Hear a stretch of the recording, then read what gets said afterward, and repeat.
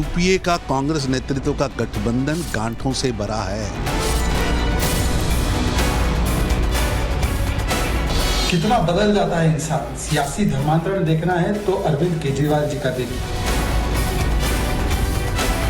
सभी समाजवादी पार्टी के लोगों को और कांग्रेस के लोगों को बधाई देना चाहती हूँ कि गठबंधन आखिरकार अपने डेस्टिनेशन पे पहुंच गया है। भारतीय जनता पार्टी उनको धूल चटाएगी, कमल का फूल खिलाएगी। 6 महीना पहले बता दिया था कि विरोधियों ने ठाना है मोदी जी को प्रधानमंत्री बनाना है। कुछ लोग सट के करेंगे, कुछ लोग हट के करेंगे। गठबंधन बड़ा है, इंडिया गठबंधन ये मजबूती से जीत दर्ज कराएगा और एनडीए गठबंधन को हराएगा। अंत भला तो सब भला। तो देखा आपने कैसे कैसे राह चुनने की कोशिश की जा रही है, लेकिन सबका मिशन एक है। वो मिशन है कि कैसे लोकसभा चुनावों में बड़ी जीत दर्ज कर ली जाए। आप समझिए, आप मोदी एक तरफ जीत का मंत्र देने जा रहे हैं वाराणसी में प्रधानमंत्री नरेंद्र मोदी बड़ी बैठक करेंगे लोकसभा चुनावों को लेकर, राज्यसभा चुनावों को लेकर के। चुनावों से पहले यूपी में बहुत बड़ी बैठक मानी जा रही है। इसमें भूपेंद्र चौधरी, ब्रजेश पाठक मौजूद रहेंगे, तो उत्तर प्रदेश के मुख्यमंत्री योगी आदित्यनाथ भी मौजूद रहेंगे। उम्मीदवारों के नामों पर चर्चा होगी, बाकायदा सर्वे करवाया गया, उसकी रिपोर्ट प्रधानमंत्री को दी जाएगी और समझाया जाएगा। अब अगली स्ट्रैटेजी समझिए, समाजवादी पार्टी क्या कर रही है चुनावों के मद्देनजर। कांग्रेस और समाजवादी पार्टी ने गठबंधन कर लिया है। कांग्रेस समाजवादी पार्टी साथ मिलकर चुनाव लड़ेंगे। वो प्रेस कॉन्फ्रेंस जो की गई थी, वो समझ साफ तौर पर बता दी गई थी कितनी कितनी सीटों का फॉर्मूला है। समाजवादी पार्टी ने कांग्रेस को 17 सीटें दी हैं, लेकिन 17 सीटें क्यों दी है ये भी आपको समझाएंगे। 63 सीटों पर समाजवादी पार्टी और अन्य दल एक साथ मिलकर के चुनाव लड़ेंगे। अब आगे समझिए, केजरीवाल एंड पार्टी क्या कुछ कर रही है। केजरीवाल और कांग्रेस दिल्ली में साथ मिलकर के चुनाव लड़ सकते हैं। जो सूत्र बता रहे हैं, दिल्ली में साथ लड़ने का जो फॉर्मूला है वो तय हो चुका है।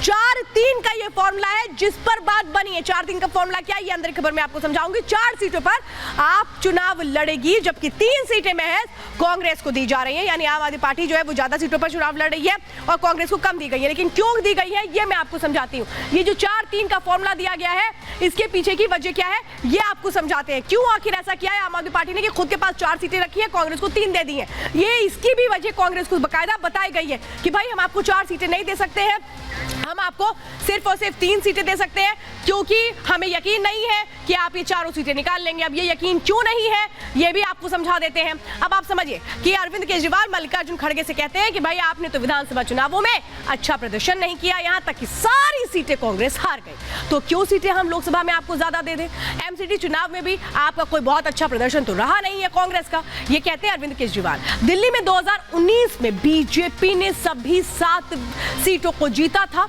यानी लोकसभा की सारी सीटें किसके खाते में गई थी, बीजेपी के खाते में। 2019 में कांग्रेस और आपको जबरदस्त हार का सामना करना पड़ा था, और इस बार जो सीट शेयरिंग फॉर्मूला तय हुआ है वो 4-3 का इसीलिए तय किया गया है। अब 19 के जो ये नतीजे रहे हैं वो क्या कुछ रहे, कितना वोट परसेंटेज रहा है ये मैं आपको समझाने जा रही हूँ। दिल्ली में क्या स्थितियां रही हैं ये आप समझिए, क्योंकि यही तो आगे बढ़ाई गई है। इसी के तहत ये जो सीट शेयरिंग फॉर्मूला ये तय हुआ है। कांग्रेस को 23% वोट मिले थे, जबकि आम आदमी पार्टी को 18% वोट मिले थे, जीता कोई भी नहीं था। दिल्ली में एक तरह से आम आदमी पार्टी ने पूरी कोशिश की थी कि साथ मिलकर के उस फॉर्मूले को तय कर लिया जाए। 19 के जो नतीजे उनसे सबक लिया गया है। ये जो सीटें हैं जहां हार हुई थी, समझिए नॉर्थ वेस्ट दिल्ली, जहां पे हालांकि मैं बता रही हूं जो सीटों का फॉर्मूला तय कर लिया गया कि चलो यहां मिलकर साथ लड़ लेते हैं। ये कौन कौन सी सीटें हैं जो लड़ सकते हैं ये मैं आपको बता रही हूँ। नॉर्थ वेस्ट दिल्ली की वो सीट है जिसमें आम आदमी पार्टी चुनाव लड़ेगी। वेस्ट दिल्ली की सीट आम आदमी पार्टी ने अपने पास रख ली है, और आम आदमी पार्टी ने यहाँ तक कि साउथ दिल्ली की भी सीट को अपने पास रखा है। और जो सीटें दी गई है कांग्रेस के खाते को वो क्या क्या है, पूर्वी दिल्ली दी गई है कांग्रेस को, तो कांग्रेस को उत्तर पूर्वी दिल्ली दी गई है, वो वहां पर आम आदमी पार्टी नहीं लड़ेगी। चांदनी चौक दिया गया है कांग्रेस को।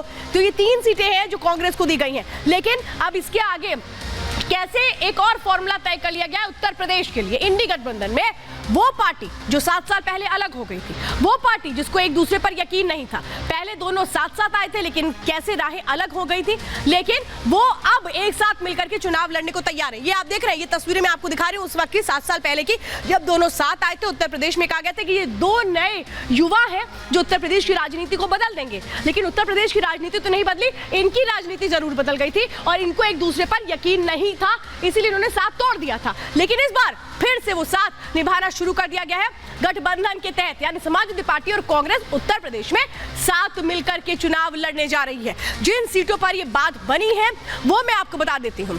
लेकिन कैसे अखिलेश की ये एक प्रेशर पॉलिटिक्स थी, उसी के बाद सीट शेयरिंग पर बातचीत बनी। वो क्या प्रेशर पॉलिटिक्स थी समझिए। राहुल के अमेठी पहुंचने से पहले अखिलेश यादव ने अपनी दूसरी लिस्ट जारी कर दी। अब समझिए अमेठी के अंदर न्याय यात्रा चल रही है और इधर समाजवादी पार्टी की तीसरी लिस्ट आ रही है। अब राहुल गांधी और कांग्रेस समझ नहीं आ रहा था कि भाई करें तो करें क्या, क्योंकि यहां तो हमारी बात मान ही नहीं रहे समाजवादी पार्टी। इसके बाद क्या होता है, न्याय यात्रा पर अखिलेश यादव ने अपना बिल्कुल क्लियर स्टैंड रख दिया। उन्होंने कहा कि भाई पहले सीट शेयरिंग का जो फॉर्मूला है वो तय कर लीजिए, नहीं तय करते तो हम तो न्याय यात्रा का हिस्सा नहीं बनेंगे। और यही वजह थी कि कांग्रेस को बैकफुट पर आना पड़ा, जिसके बाद ये कहें कि राजनीतिक मजबूरियां थी कि दोनों साथ आकर के खड़े हो गए। सीटों का वो फॉर्मूला जो तय किया गया वो मान लिया गया। कांग्रेस अपनी शर्तें छोड़ चुकी थी। कांग्रेस ने कहा था हमें ज्यादा सीटें दी जाए, लेकिन समाजवादी पार्टी ने कहा था ऐसा नहीं करेंगे, जिसके बाद हालांकि कांग्रेस थोड़ा बैकफुट पर भी आई। कांग्रेस ने समाजवादी पार्टी को बड़े भाई के रूप में स्वीकार किया है।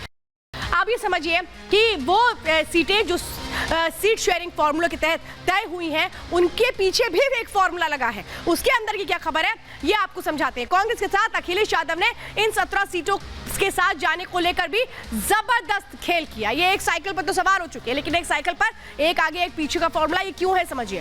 कांग्रेस को वो जो सीटें दी गई हैं उनमें समाजवादी पार्टी का कोई भी जनाधार नहीं रहा है, इसीलिए 17 सीटें दी गई हैं। 17 में से 7 सीटें समाजवादी पार्टी 32 सालों के संघर्ष में भी कभी जीत नहीं पाई। दूसरी 7 सीटें एक ऐसी सीटें थी जिसमें महज 1 सीट निकाल पाई थी समाजवादी पार्टी। 3 सीटें ऐसी जगह पे है जहां पर सिर्फ 2-2 बार ही जीती है समाजवादी पार्टी।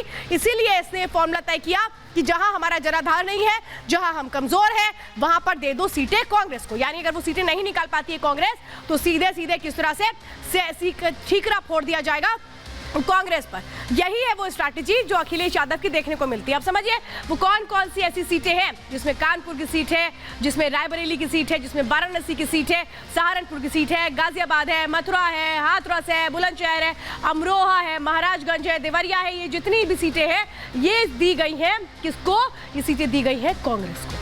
और यही वो फॉर्मूला है जो तय कर लिया गया है। लेकिन इस फॉर्मूले पर आखिर कौन अपनी जीत दर्ज करता है और किसकी नैया किनारे हो जाती है देखने वाली बात है। लेकिन एक और दिलचस्प तस्वीर है, वो है स्वामी प्रसाद मौर्य की, जो समाजवादी पार्टी से अलग हो चुके हैं। क्योंकि इनके लिए तो कहा ही जाता है कि दल बदलू नेता है ये, लेकिन अब इन्होंने अपनी एक नई पार्टी का नाम घोषित कर दिया है। उस नई पार्टी के दम पर ये लोकसभा चुनावों में उतरने की तैयारी कर रहे हैं। लेकिन ये क्या उस अपनी तैयारी के तहत क्या एक तरह से कहें कि आप बाजी मार लेंगे या किसी का पत्ता काट देंगे या किसी के वोट बैंक में सेंध लगा देंगे? ये बहुत सारे वो सवाल है जो अब इर्द गिर्द घूमते नजर आते हैं कि स्वामी प्रसाद मौर्य के समाजवादी पार्टी से अलग होने के बाद समाजवादी पार्टी को कितना नुकसान होगा, बीजेपी को कितना फायदा होगा, कांग्रेस को कितना नुकसान होगा समझिए।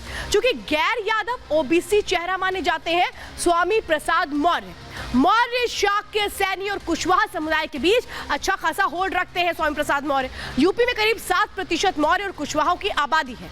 1 दर्जन लोकसभा सीटों पर मौर्य समुदाय का एक बहुत अच्छा प्रभाव है, जिसके बीच स्वामी प्रसाद मौर्य की भी अपनी एक बहुत अच्छी साख है इन सीटों पर।